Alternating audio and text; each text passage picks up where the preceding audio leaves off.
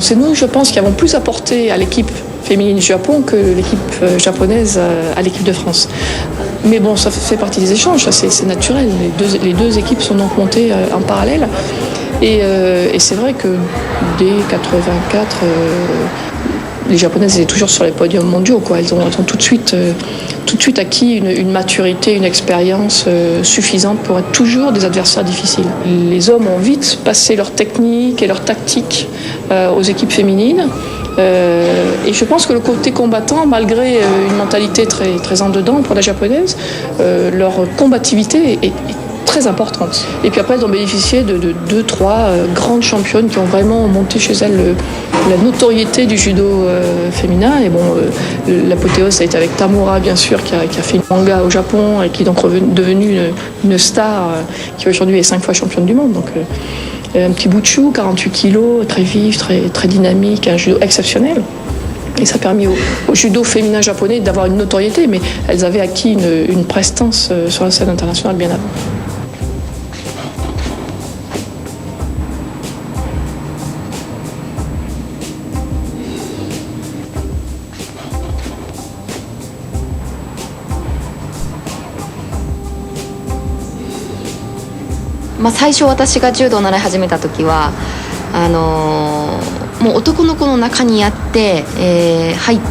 Lorsque j'ai commencé le judo, c'était un monde de garçons et il était donc normal pour moi de m'entraîner avec les garçons et de participer aux compétitions avec eux.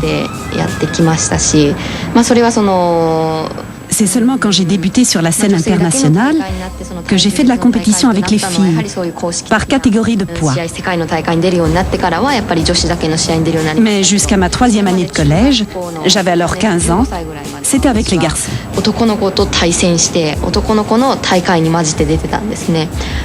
Je pense que c'est bien parce que nous, on n'a pas encore eu ce phénomène en France d'une femme qui explose tout et puis qui devient la super vedette. Donc je pense qu'elle a dû faire évoluer le statut de la femme au Japon et je crois que c'est génial.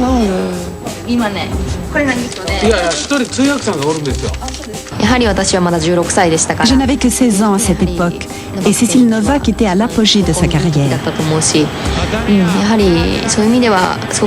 Je garde un respect énorme pour elle. Après Barcelone, j'ai pu ensuite m'enrichir de nouvelles expériences. Et avant la finale, je disais je vais la battre. Avant de l'avoir prise, avant de l'avoir sortie. Alors après, sur le début du match, par contre, j'ai senti que j'étais plus forte qu'elle. Sur la prise de kumikata, j'ai dit c'est bon, j'arrive à mettre mon kumikata. La marque, ça avait été très très juste. Enfin, je marque un coca au départ et l'action, une des dernières actions, c'était vraiment en fin de match où là, elle avait mis beaucoup de rythme. Puis je sentais qu'il fallait que je tienne le match parce que j'avais juste un petit avantage et je commençais à baisser de rythme. Et puis elle m'a fait pareil un mouvement qui n'était pas complètement contrôlé parce qu'elle devait être fatiguée. J'ai ramassé la jambe et puis deuxième coca. Au revoir. Donc j'espère qu'il y a une Française qui lui fermera sa carrière. Merci beaucoup.